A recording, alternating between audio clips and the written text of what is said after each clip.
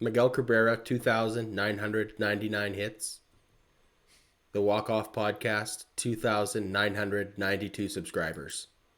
Look at that. We're Look, chasing man, down 3,000 if we together, could get Miggy. 8 people to subscribe today before Miguel Cabrera gets a chance to hit, if we could beat Miguel Cabrera to 3,000, I mean, because he's been playing a lot longer than we've been a A lot show. longer than we have. So Yes, indeed. there's some real impressive stats to that. So Indeed. if you haven't yet, help us beat Miguel Cabrera to 3,000. We'd appreciate it. Good morning, everybody, and welcome to the Walk Off. I'm Scott Belford, joined as always by the best co-host in the biz, Adam Mack. How you doing today, sir? I'm good. Where are you? You're not in Calgary. I am in Fort St. John, BC today, and I mean, we had a little bit of a time zone fiasco. When I say we, I mean I, personally. Yes. I was here on time. You were here on time. I get a text from you, and you're like, hey, are you going to send show notes? And I was like, I've been in a panic for the last 10 minutes as I realized that I'm actually an hour behind you. Yeah, so Fort St. John, is that up north or down south, or where's that? That is northern BC. We're playing the Lido Theater tonight, so if for some crazy reason there is a walk-off listener in Fort St. John, BC, and you come to the Lido Theater, I will make sure to get you in. There you go. All right, love it. I can't even really promise that, but like I will make it happen. You're just so confident no Yeah, one from Fort yeah. St. John is listening, so that's great. That's right. Just a full-on bluff right now. Okay, well, no, that's good. How long are you there for? Are you in BC doing a circuit, or are you coming home soon? Yeah, I have a show in Tumbler Ridge, BC tomorrow, and then on our way back to Calgary after that. So, Right, you're traveling Sunday, so you might not make it for long. yeah, I'm going to try. My buddy that is opening for me, Faris Hidia, is super funny too, but he has a show in Airdrie Sunday night, so Gotcha. we're probably going to be on the road pretty early. So I might catch the last half. That's Okay. the dream here, but we'll see. It is Fair a enough. 9-hour drive, so. Fair enough. All right, well, shall we jump into Yeah, baseball let's get talk? into it. First of all, let's start with Danny Jansen. What a joy to chat with yesterday evening. Just a pretty surreal moment for you and I, right? Like, Yeah, it's pretty cool. talking to the starting catcher for the Toronto Blue Jays. Yeah. I mean, he had to go and ruin it by technically being injured, so he's not technically... I mean, it's not like he was still sweaty from the game he just played, so... Yes. But whatever. He had a good time. I mean, he messaged me after the show and was like, thanks, that was a blast. And then I'm reading between the lines that he implied, let's do it again sometime. So That made my morning when you told me he messaged you afterwards. yeah, I mean, he reached out to me. I didn't have to reach out to... I feel like I'm dating again. This is the worst part of, like, interviewing all these, like, great broadcasters and ball players. I'm like, okay, don't respond too quickly. You don't want to seem too keen. You're going to scare them off, right? Like, oh, my God. I'm so glad I'm married. I don't have to deal with dating anymore. Oh my God, man! This is just. We'll get into baseball in just a second, but I have a friend in Toronto, and she's always out on dates and stuff like that. And she does this thing where the ... when you're typing in text. Yes. She refuses to write anything in text, so she goes to her notes and writes out what she would like to write first, and then just copies and pastes and send it because she doesn't wish them to see the ... I'm like, my God, I couldn't even handle that sort of getting in my head about shit. Like, I'm just so glad that I don't need to deal with that anymore. The worst I've ever done is I get in my head about sending a message at the top of the hour. So, like, if just by chance I'm like, hey, how's it going? And then I look, and before I hit send, it's like 6 o'clock sharp. I'm like, oh, I better wait like 17 minutes to send this because I don't want them to think that I just got off work and instantly was like, okay, I better text Caleb and see how he's doing today, right? Like, Yeah. So, yeah, I overthink things too from time to time, if you couldn't tell. All right. Yeah, you and me both, but I love it. Okay, so here we go. The Walk Off Podcast on Instagram, and you can obviously send us DMs there for mailbag if that's something that you're into doing. On Twitter, at Walk Off Podcast. Patreon. Just want to give a shout out here to all of our Patreon. I have the list. I have it memorized. And it's so funny because we've got Isaac in our Discord, and He's kind of the clown of the bunch, I would say. It seems Yeah. like every time he drops a message, he gets about 10 ha-has little emojis, right? Yeah. But he was like, so what we did yesterday was after the Danny Jansen interview, we threw it up on the Discord, and we're like, everyone's going to have access to this on Monday. However, here is a preview for everyone who's in Patreon. And Isaac wrote, hey, you guys are figuring out how to do Patreon. Yes. So the raw, unedited version of the interview is up on Patreon now. $4 a month if you can't wait till Monday. It's not like we edit it and we don't cut anything out really. You're still gonna see mostly the full interview. I hit record as soon as they join the Zoom meeting, and then I usually have to just cut off that first 2 minutes of us bullshitting and doing the production side of things, and then the last 2 minutes afterwards of hey, It's thanks raw footage, if you will. it's very so raw. It's us telling them how to do the promo for the start of it that I always clip and move to the front, and then Yeah. I mean, so if you want to see Danny Jansen botching the hey, you're listening to the walk off part of it, then that's $4 well spent, I guess. But yeah, that But is that up is now. It something, will be up on yeah, Monday for free for everybody else, though. that is something we are going to start doing, is just putting our interviews right up right away, and then you have that exclusive preview, if you will, before everyone else does. So on top of our movie reviews, we will be doing that as well. Okay, big show. So we should just start getting into this. Kevin Gausman, my dude, put on a clinic yesterday, going into the ninth inning to complete the series win over Boston. Gabriel Moreno, buddy, number one prospect with this Blue Jays team, and he is showing why. He is ripping the cover off the ball in AAA, so we will get into that. Old friend of the show, Zach Logue, my dude, makes his MLB debut on Tuesday. Cool. Very cool. So we'll check out his line, see how he did, and just kind of chat about the former Jays and how they're doing in Oakland. Speaking of the A's, we'll touch on what's happening with the fan base in Oakland as they are drawing record lows in attendance. And when I say record lows, we're talking under 3,000 people. But there's more to it than just a bad franchise. We'll get into that. And then the pitch clock is shaving 20 minutes off minor league games. So obviously a pitch clock is right around the corner for the bigs too. That's a significant amount of time. We'll talk that shortly. And then Miggy Cabrera, one hit away from 3,000. We will get into it. So let's start with that Boston series. A series win. This is our fourth series win. No, I guess I can't say fourth series win. We went 2-2 against the Yankees in that 4-game series. But you can say we've yet to lose a series. Yet to lose a series. I can say that. You bet. So the Jays are 8-5, and there are so many things that stood out in this Boston series, but I think the biggest one is the fact that they allowed 5 runs in these 3 games. It's actually wild they lost one. The Kikuchi game that they lost 2-1. I mean, yeah. And you were talking about this before we hit record, is that we still don't feel great about Ryu.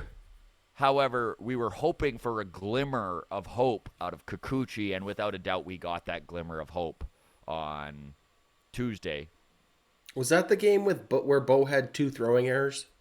Yes. Okay. Are you worried about Bo and his throwing errors?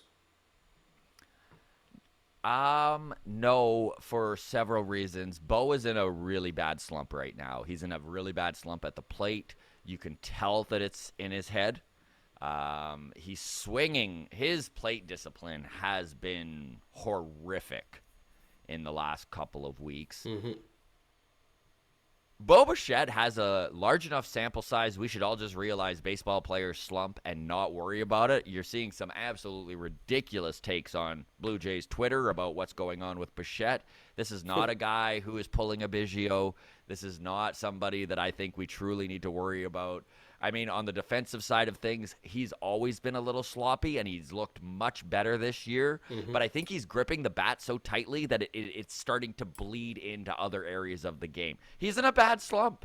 Yeah, he is. Are you worried about it? No, I'm not worried about it at all. Like, I think it's just youth.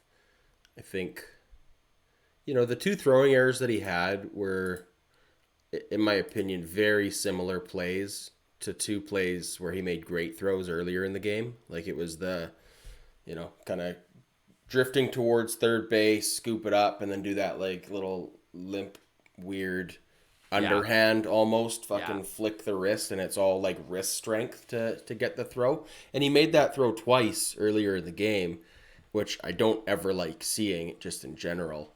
But I think maybe he just was getting a little bit maybe cocky with his ability to make that throw, and then that's when he kind of airmailed the next two. It is a fancy looking throw, and I mean he is throwing against his body, so there is a reason for what he's doing. However, yeah, I do think planting and firing might be the way to do it. But yes, again, I'm not worried about Bo. I'm not worried about it either. I mean, he'll make the adjustment. I'm sure he's practiced that throw 400 times since then, and he's going to learn from it. And Matt Chapman has been just as advertised at third base. Like the guy is He ever just been good. unreal. I mean, I don't even like. I've never had a guy on a team like this where I literally could care less what he does offensively. Like that is how good he is in the field. Everything Yeah, he gives at the plate, I'm like bonus. yeah, no, it's totally true. I mean, he's been. I mean, we talked about it on Long Toss on Sunday. I think there was a play where it was like he got the lead runner at second base on a difficult play to make, and it's like, yeah, if that's Kevin Biggio or even Espinal, like you don't even want them trying to make that throw. For You're just sure. like, no, get the for sure one at first. Like it's fine. Yeah. So those little things. I mean, I know you didn't catch the full game live. You watched it Jays in 60 after the fact there. But like in the ninth inning when we had the runner on third base and one away, ground ball to Chapman, and first thing he does is takes two steps towards third base to just make sure that runner comes back and doesn't score, right? And then still has the arm strength to throw a laser beam to first. I mean, it's I don't know. That's It's that's the just the confidence fact that he like has in he's there. his I own mean, skills, right? we Yeah. talk about it all the time with outfielders and arm strengths, and if you've got a guy on third base and you're like, okay, well, which is the outfielder that you can score on a sac fly or whatever, right? There's a green light outfield arm, there's a red light outfield arm. I think just having Chapman on third base is like, that's got to be part of the other team's strategy. Is like, no. Infield hits, we're not even gonna push it. Like Chapman is. You don't even go for home unless it's through the infield. Like don't even mess around there. So like I just love Chapman defensively. You nailed it. I don't care what he does at the plate. It's all icing on the cake. Defensively, he's adding so much value. So 5 runs in 3 games in this series. The Red Sox scored, man, and that was all defense. That was all pitching. The pitching. Man, like we talked about Kikuchi a little bit here, but let's dive in a bit. So, some things to take away from his game on Tuesday. His first start of the year, he was throwing his fastball 32% of the time. And this last game, he threw it 56% of the time. This is Pete Walker's doing, and this is being able to show Kikuchi what Robbie Ray did last year. These two guys both are anomalies that they both throw around 96 miles an hour on average from the left-hand side. That is such velocity for a lefty, and it just throws hitters off. Mm-hmm. And leaning on that fastball so much more than he was, it worked. it worked. It's a very encouraging sign. I mean, we got to see it in his next start and beyond. But of course. I mean, definitely It's a some good reason start. definitely a step in the right direction and reason to be optimistic there. So 5 innings, 1 run. You can't ask for much more out of your starting pitcher, especially in April. I mean, it is what it is. Yep. And then Barrios looked good. And then if that wasn't enough, Kevin Gausman, dude. Like, tell me about, you watched the whole game. Tell me about how you felt just watching him dominate pitchers, or hitters, I should say. Well, it really did feel like something special. Like by the third inning, maybe even by the end of the second, it felt like the pitch count was so low. Like, I don't want to say in the third inning, I was like, oh, are we going to see a complete game here? Like, I'm never in that state of mind. But like the pitch count was so low, he was being so efficient. I mean, Boston's an aggressive team, right? So he was getting a lot of first pitch swings, which was helping to keep that that pitch count down. But he was not missing. I mean, I think he threw 88 pitches in the game, 70 for strikes. So if you're consistently getting strikes, it's going to keep your pitch count down. It felt by the fifth inning, I think he was at like 42 pitches. Yeah, It was just like, this unreal. is absurd. Like it was a lot of fun to watch. I'm glad that that's not the norm in the MLB. Like it was a nice game because it was the exception. But I don't mind a pitcher's duel every now and then, or I love a pitcher's duel exceptional every now and then. pitching Yeah, performance. man.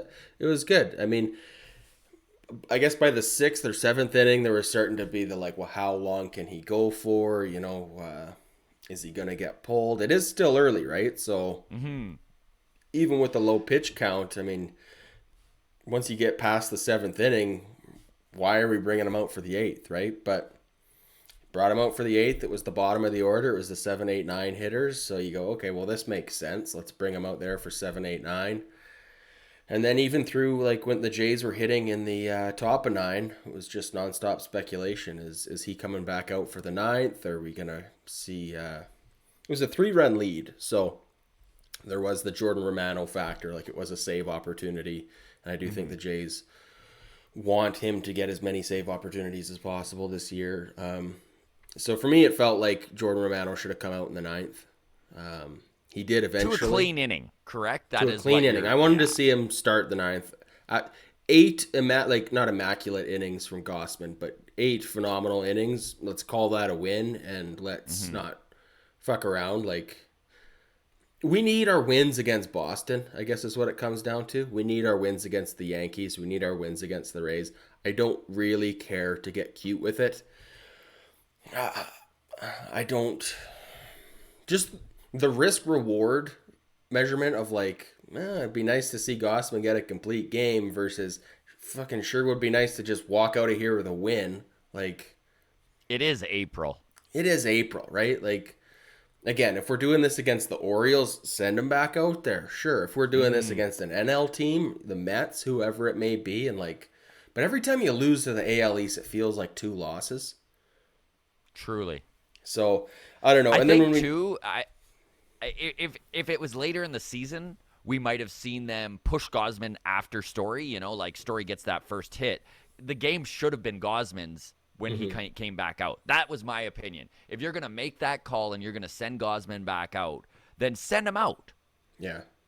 Yeah, I don't know if Story singled. I don't know if it was a first pitch single or 2 pitch, but as soon as he got on, there was the yank, right? So he got pulled. And then Romano comes in and just pitches so much better with a clean inning and doesn't have to worry about a base runner. So, Isn't it wild how much that is the case with him? well, and it's like the frustrating thing, and maybe this is like a learning moment for him, but with Story on first and a 3-run lead, Story meant nothing. Right? Yeah.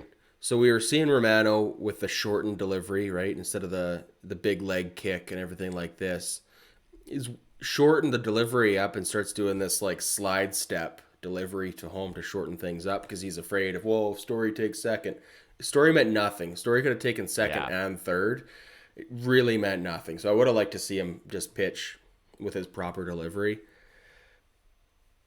In a 3-2 game, and you got to shorten your delivery, okay, that's another conversation, right? Because you really don't want that tying run in scoring position. But like, I wish we had just ignored Story on first base altogether and just treated it like an empty inning. And if he scores, he scores. But Pitch to the scenario in front of you. I agree 100% with that take. But I guess maybe if I'm Jordan Romano, maybe I'm thinking, look, I haven't allowed a run all year long. I've got this shutout streak going. I want to see if I can push it again, right? So on a personal level, that Story run does matter to Jordan Romano.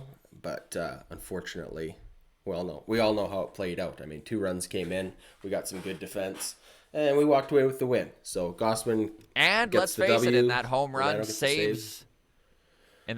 saves battle between Vladdy and Romano, he's up 8-5 now, buddy. Is it? No. It's 7-5. He didn't get a He save. didn't get in a that. save for that last night? No, he got a save for it last night. He didn't get a save the night before in Boston when we won 6-1. Oh, really? Oh, right. Was he out in that game? He pitched I in don't that think game? he pitched that game. Okay. So I just want to bring this little stat up that Ian, SCTI, in Discord put up yesterday, just to kind of put in perspective what a dominant performance Kevin Gausman had. So highest strike rate percentage in Blue Jays history since 1988. Sorry, let me Number stop you there. Just to clarify, this is total pitches thrown. Which percentage of those pitches are strikes? are strikes. So I Correct. threw 100 pitches in my outing. 70 of them were strikes. 70%. That's Okay, 70%. I'm with you. And this is since 1988. Okay, so number one is Kevin Gausman from last Thursday, 80.7%. Okay. Number two, Kevin Gausman from yesterday, 79.5%. And this really puts it in perspective. Number three, Roy Halladay. I've heard of that guy. 78.8%. Right? We've heard of Roy. One of the all-time Blue Jays for sure. Wow. Talk about strike throwing. Yeah, I mean, I thought last night was a bit of an anomaly. I didn't realize that he just goes out there and doesn't mess around. Mm-hmm. Wow.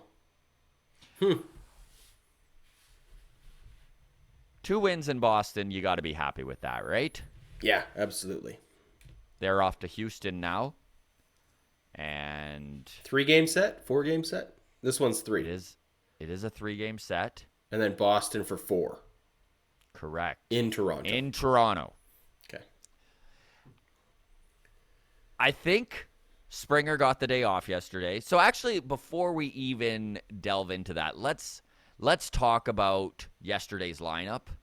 Do you want to pull that up real quick? Yeah. Because I know there were a lot of Jays fans that freaked out a little. It wasn't the strongest lineup we've seen the Blue Jays put out there. But the truth is, man, the depth pieces really came through for this team yesterday. Yeah, so we had Tilapia, Bichette, Guerrero, Collins at catcher. Gurriel was DH. Chapman. We had Biggio in right field. And then we had Cateau and Zimmer. So Cateau is our second baseman. Zimmer in center field. Tapia in left field. And Cateau making his first MLB start after 764 minor league games. Such a cool story to see happen. You know, this is a guy that absolutely grinded his way through professional ball to this point, and to be given that opportunity, very, very cool. Yeah, so, I mean, the truth is not a very strong-looking lineup. This is definitely a bunch of their depth pieces and their bench pieces getting some playing time, guys getting rested. Springer did get hit by that pitch, and they just, precautionary reasons, gave him the day off, I think. I mean, the x-rays came back negative, so he is all good, but I think they just were giving him a little extra time. Resting Kirk for the first time in 3 or 4 games. I mean, Kirk has kind of been thrust into this starting catcher role that he's never done at a big league level before, so they definitely needed Zach Collins to step up there. And Collins actually looked better behind the plate than I originally thought he would. You know, he was always kind of advertised as a bat-first catcher, not very good defensively, but he looked good yesterday. He did. Speaking of looked good yesterday, for a moment, Tapia looked good. If you know me at all, you know I'm a big believer in credit where credit's due. I feel confident complaining about my friends and my ex-wife and my kid and everything, as long as I give credit where credit is due. So I have not given much credit to Tapia all year long. Complained about him quite a bit.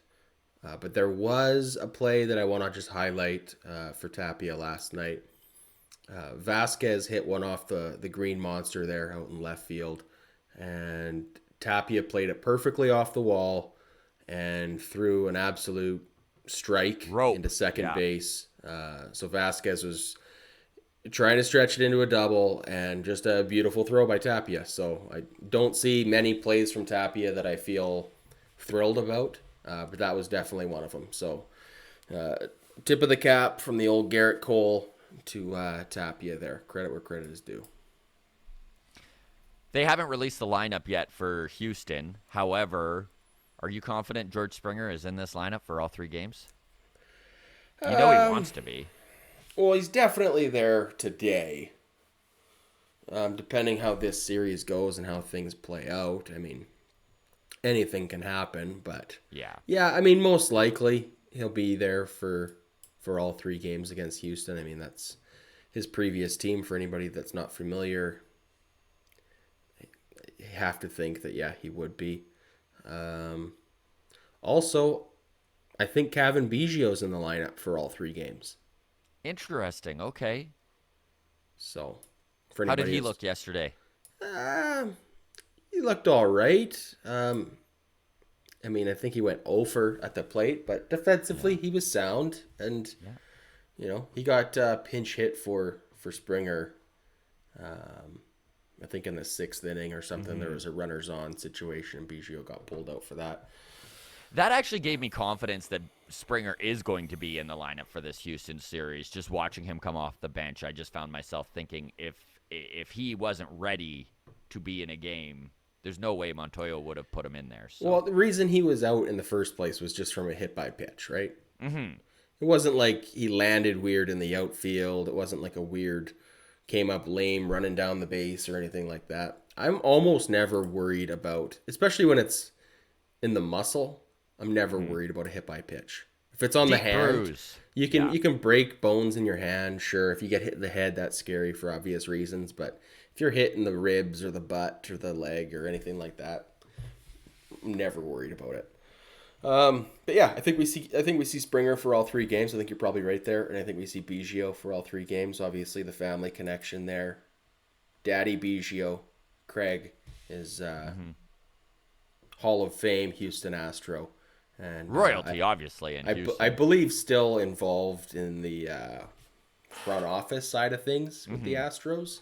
So Mama Special Biggio will be assistant there, type and of she'll guy. be Yeah. secretly cheering for Kevin. So I always like those shots where it's like Kevin Biggio hits a home run in Houston, and then they like take the shot of his what's his dad's name? Craig. I don't Yes. know why I was stumbling on that.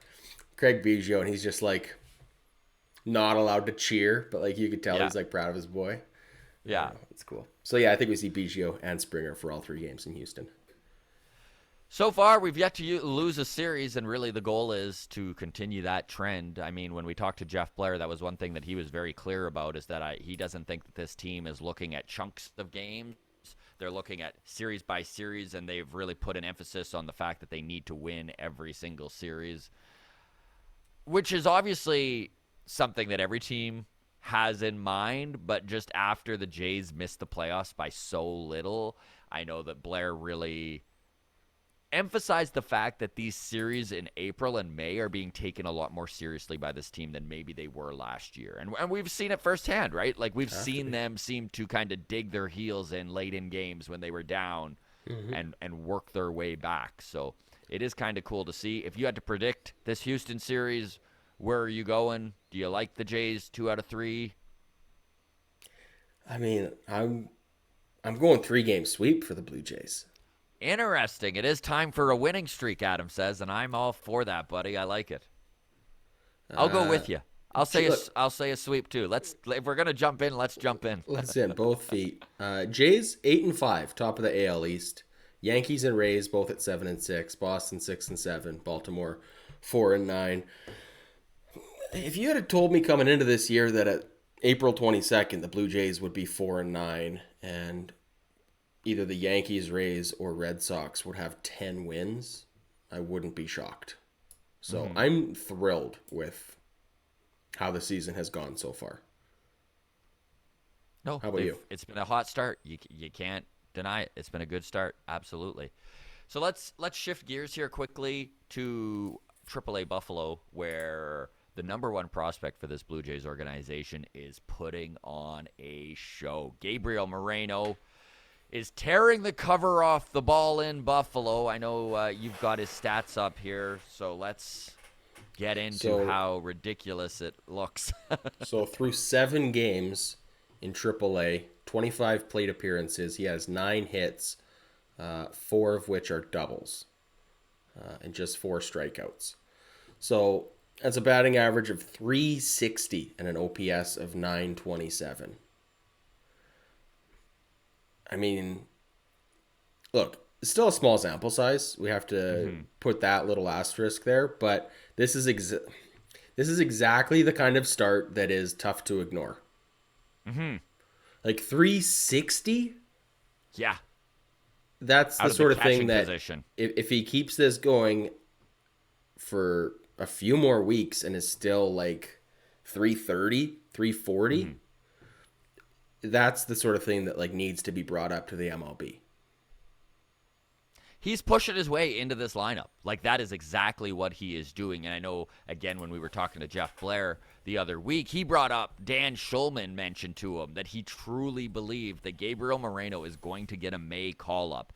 And the more he continues to dominate in AAA, I think the more that prediction is likely to come true, which really muddies this catching position for the Toronto Blue Jays, my guy, especially as we watch Alejandro Kirk start to heat up a little bit. He's been hitting the ball all over the field. He's been coming up with timely hits when they need it most. He's been taking some big walks.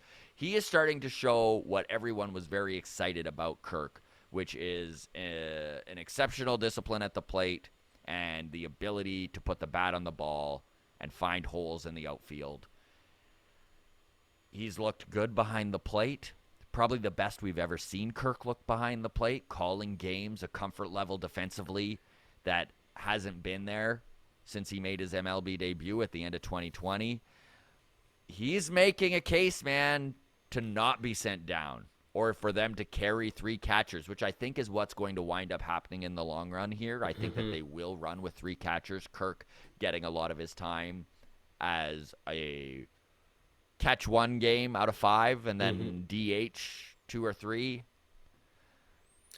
I don't know, man. I don't know what they're going to do because even you look at Zach Collins right now, and he is putting up a case right now as well to not be sent down. Danny Jansen is coming back soon. He had such a hot start, and really, I know we talked to him yesterday, right? And he just, the confidence he had in himself talking about hitting, he feels he has turned a corner. There are some decisions to be made, and man, I am glad that I'm not the one making them. Okay, let me just say this about Gabriel Moreno and put the hot start that he's off to in context. Okay. Vladdy Guerrero Jr., you've heard of him? Right, Vladdy, yes. So he made his MLB debut in 2019. In 2018, he played 30 games at AAA, got promoted halfway through the year there. So 30 games in AAA, batting average 336. Everybody said that was crushing at AAA, right? 336 is massive. Well, the next year in 2019, started at AAA, only played for 9 games before being called up, batting average of 367. 367 was too much to ignore for the Blue Jays at that point, had to bring him up. So 367 through 9 games, Gabriel Moreno is at 360 through 7 games. Man, that double power that Moreno brings to the table is just so appealing. Yeah, I mean, look, I know the appeal of Kirk, but Moreno is, I think, better defensively. I think he has more upside in his bat, even though we might not quite see it at the major league level this year. I mean, there's going to be an adjustment, but the speed is there too. I was just going to say, when Moreno hits a ground ball that dribbles out in front of the plate, your first thought isn't, okay, well, this is a double play because they have all the time in the world to get the guy at second before they go to first. So, yeah. I mean, Gabriel Moreno is the number 6 prospect in all of baseball for a reason. He is the number 1 guy in this Blue Jays pipeline for a reason, and he's showing it right now in AAA Buffalo. And if you're a Bisons fan, man, go check him out while you can. Yeah, like, good get call. down to Salem Field and check out a guy who very well could be the next Big Lourdes thing for the Gurriel Blue Jays. Jr., Bo Bichette, Vlad Guerrero, a real substantial member to this core of this team going down the line here. 22 years old too. Okay. Not a kid. Yeah, he's not. He's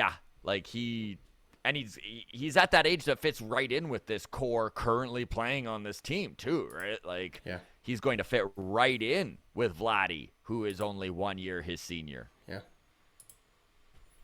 Not out of Okay, place so to let's take. see Gabriel Moreno getting called up this year. Let's move on I from there. agree, and I think it is going to be sooner than later. Do you feel like May is likely, or do you think it could get pushed down the road Look, just with this crunch they nah, have? I don't know. If he keeps hitting like this through May, I mean, May 15th, if he's Wow. still hitting 360 by then, I'd say bring him up. I'm with you. And we're the guys who were against bringing up Manoa. Manoa last year, Yeah. you know? So I think, yeah. Anyways, left turn here, unless you have anything else to add Blue Jays wise. Nope, not at all. Okay, then let's do a little bit of a celebration for friend of the show, Zach Logue, who Yay, made his yeah. major league debut with the Oakland Athletics. Of course, Zach was a part of that trade that brought Matt Chapman to the Blue Jays as their everyday third baseman. It was Zach Logue, Kirby Snead, Kevin Smith, and Gunnar Hoagland. And we've seen, I mean, Kirby's on the IL currently with COVID. However, Kevin Smith is still their starting third baseman. Zach Logue is now with the team. Kirby Snead was in the bullpen. It's kind of cool to watch these guys who were fringe players with the Jays now getting real opportunities in Oakland. And a little tip of the hat their way. What did Zach Logue wind up finishing his pitching line with in his MLB debut? Well, looks like Zach Logue pitched 1 1/3 inning, gave up 1 hit, 1 strikeout, and 1 walk, 0 earned runs, and got the win because of some runs that were scored on his behalf in the 6th inning there by Oakland. Very cool. So Zach, all the best to you. I know that we from the walk-off account, I sent him a little message on Twitter just saying congratulations, man, and he was like, thanks so much, guys. Like, all the best to you guys. So, no, we'll maybe at the end of the year we'll get Zach Logue on and try and see what his experience was like in Oakland. I know the A's currently are going through some real woes, and this transitions perfectly as we're talking about the A's into what is happening with this Oakland fan base. Now, I know people are really slam dunking on the Oakland fan base right now because they had, I think it was a crowd count of, I think it was 3,200 people, and then just yesterday was 2,700 and something. Like, nobody is going to the games. But this is not because Oakland doesn't have a very good fan base, a rabid fan base. In fact, it is because they care so much. Go ahead. Sorry. Tuesday's game against the Orioles, announced attendance was 3,748, the lowest since 1980. That record was short-lived because as of Wednesday, they saw a new low of 2,703. That's wild. Nobody's going to the games. And this is a protest. This is not the A's fans not supporting their team. The A's fans have watched this organization for the last 2 decades build winners and then tear it down every 3 or 4 years. Like, I can't even imagine how frustrating it would be as a fan of that organization to watch it happen time and time and time again. How do you feel about this fan protest of not going out to these Oakland games? I mean, that's a tough question, Scott, because what's the point of a protest? Like, if we just get down to brass tacks here, what's the point of a protest? It's to incite some sort of a change in behavior, right? Mm-hmm. The Oakland fan base says, well, if you're going to screw our team like this, we're not going to come. I don't see that playing out well for Oakland. Like, I just think that the ownership group is going to take that as like see, this is all the proof we've been saying for the last however many years, 5-10 years, is that like Oakland isn't a city to support a baseball team. We need to move to Vegas. I was just going to say Vegas is calling. It is a dangerous game of chicken they're playing. Yeah, that's what I mean. You know, like I do respect what the fans are doing because I too would be very frustrated with what has gone on over the last. Dude, for sure. I mean, to watch Matt Olson with years of control left on his contract get traded. To watch Matt Chapman with years of control get traded. Chris Bassett. You know, like they ripped this team down and they had control. Marcus Semien desperately wanted to stay in Oakland and would have done it for $15 million, and they didn't do it. The Blue Jays got him for 18 last year. You know, like you just constantly watch your perennial all-stars get shipped out for minor league pieces, and it's heartbreaking, man, especially when you watch how good this organization is at nickel and diming their way to the playoffs. Yeah. Yeah, I mean, I feel for Oakland fans. I mean, I don't know if protest is the right word. Maybe apathy fits better. Like, there is a genuine lack of interest, and I feel bad for the friggin' 2,000 people who are still going to Oakland Athletics games. Yeah. Like, I can't imagine what a ticket price is got to be in Oakland. Oh, it makes me wish to go down to Oakland and watch the Jays next time they're there. I know. We'll be the only ones there. I know. Probably cheaper to book a flight and get a ticket to the A's game Than it is to go to a Jays game in Rogers, for yeah. sure. So I don't know, man, but it's it. I can't see Oakland's continuing to have a ball team for much longer. I mean, it's felt inevitable for years, anyways, but it does feel Yeah, like. With the team's inability to get a new stadium built in that city, and there has been an inability to get it done for a decade. I don't know, man. The writing's on the wall. You know what? Look, Oakland, I think, as a city, I don't know the demographics there, so I don't know. I mean, they talk about San Francisco getting all the glory there right across the bay. Maybe if Oakland is to have a baseball team, they need to do some sort of a double swap where the A's move to Vegas and then Oakland gets an expansion team. I know that's an absurd idea, but like, if Oakland's going to support a team, they got to do it with someone else because there's so much bad blood between the fan base and the ownership And group. man, Neither side likes each other. it's so sad because the history that is entrenched in Oakland baseball runs deep, man. There is so much history when it comes to the A's. I know. Like, they are a storied franchise. And I think that's why I want to see Oakland still have a franchise. But it does just feel like, I mean, not to get back into like the relationship comparisons, but it feels like when you've got that best friend who just keeps having a toxic relationship with the same person, you're like, Yeah. oh, dude, like she's so bad for you, or sweetie, like he's such a dick. Just move on, right? And that's where Oakland's at. Like, we just need a clean break. Let's rip this Band-Aid off. Let's move them, and let's figure out how to get Oakland a franchise again later. But I don't know. Do you think Oakland can recover from this? Let me just ask you this, and then we can move on, because I know we're pushing 45 plus minutes now. How can Oakland come back from this? I don't know if they can, unless they manage to get new ownership. And that's not happening. And a deal with the city for a new stadium. I don't know, man. Like, Oakland is in big time trouble, and I think it's really starting to show its head. Yeah. Okay, we'll leave it at that. All right. We do have a couple last things to touch on before we go. Miguel Cabrera, 40-year-old Detroit vet. Man, he is just pretty good at baseball. In the middle of something. He's in the middle of something pretty darn special. He's one hit away from 3,000 hits, which is an accomplishment that's been done almost never in baseball. He was 3 for 4 against the Yankees on Wednesday, coming one hit away from making that 3,000th hit. And he came out after the game. I love this quote. I'm paraphrasing. I should have just pulled it up here, but I'm paraphrasing. But something along the lines, they asked him what it was like to just be one hit away from 3,000. And he was like, who gives a shit?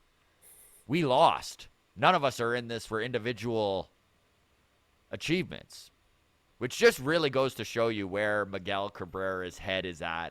Even at 40, all he cares about is winning. And I just love to see that, especially considering he's full of shit. There's lots of ball players that are out there just to pile up individual achievements. So it is cool to see at 40 he still cares.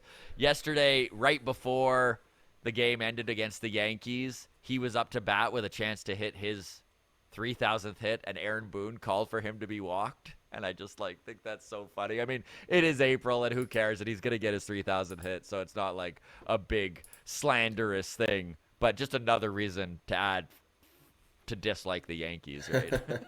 Absolutely. Miguel Cabrera, 2,999 hits. The Walk-Off Podcast, 2,992 subscribers. Look at that. We're chasing man, down 3,000 together. If we could get 8 people to subscribe today before Miguel Cabrera gets a chance to hit, if we could beat Miguel Cabrera to 3,000, I mean, because he's been playing a lot longer than we've been a show. A lot longer than we have, so yes, indeed. There's some real impressive stats to that. So indeed. If you haven't yet, help us beat Miguel Cabrera to 3,000. We'd appreciate it. Subscribe and like. We're YouTubers. Yeah, look at us go. Okay, so we're going to end on the pitch clock. They have been testing this out in the minor leagues for a couple of years now, and they have all the data compiled, and it looks like the pitch clock is shaving 20 minutes a game off these minor league games. So I think that is significant, correct? Like 20 minutes, that's a significant amount of time to shave off the game. It's a good start. It's a good start. So I think that with that sort of proof, that hard data, I think we are going to see pitch clocks in the MLB very shortly. I don't think it'll be this year, although they are well within their right to do so, correct? Because of the CBA. They have their little loophole to just implement it. And what was it again? 45 days? 30 days? Something like that. I think 45 days. Yeah. 45 days where they would warn. This is very similar to what they did last year mid-season with the spider tack, the sticky stuff, and just changing the rules mid-season. Gave the players a little bit of heads up and then switched it mid-season. I don't think that that's going to be the case with the pitch clock. It just seems like a big enough adjustment that they should give them a fresh start in 2023, and I think that's going to be what they do. But I think the writing's on the wall. I think there's no doubt that pitch clocks are coming. They're going to be there next year. They are shaving off a significant amount of time from games, which is something that baseball has been trying to do for years. So, it or love it, pitch clocks are coming. It is coming. I think that PitchCom device is playing a role in making this tough pill a little easier to swallow, too. Because now instead of taking the mound, looking in, shaking off a couple signals, because that would all be part of the pitch clock, would it not? Mm-hmm. 100%. So now if we can get to a point where, I'm Danny Jansen, I throw the ball back, and I'm already saying, okay, we're going fastball, high inside. He can get the call before he's even stepped on the rubber. Yeah. Right? So. Agreed. I don't know. I think it's... So pitch clocks are coming. 20 minutes is a big chunk of time, though. That's like a full inning. For sure. It is. Absolutely. They're shaving an inning off. All right, my man. We'll end it on that unless you have anything to add. No, I don't. Okay, well, a pleasure as always, Adam. We will see you hopefully on Sunday for Long Toss, and if not, enjoy Long Toss. We've got some good folks joining us. Baseball Jen's coming back on the show. Hey, nice. I love Jen. Yeah, absolutely. And then we've got the boys from 450 Dead Center, correct? Yes, sir. And Joel will be here. Craig might make an appearance. Yeah. Joel, also, we've given him a +1, just like a wedding. So he's allowed to bring any idiot that he likes, that he might know from TikTok or YouTube or through any of his connections. So who knows? We might have a hot take Baltimore Orioles fan joining the show on Sunday. And then we've also got Garth Yorgi, who's writing Blue Jay blogs these days, joining us. He's from Twitter as well, and so he'll be joining us as well. Big show so on Sunday. Look at us go. Good little panel. Absolutely. All right. Fun stuff. All right. A pleasure as always, gang. You can follow us on Twitter at Walk Off Podcast, the Walk Off Podcast on Instagram. The Danny Jansen interview is going to be out on Monday. Thank you so much for listening, everybody. Subscribe, like, all that good stuff. All the best. Have a good weekend.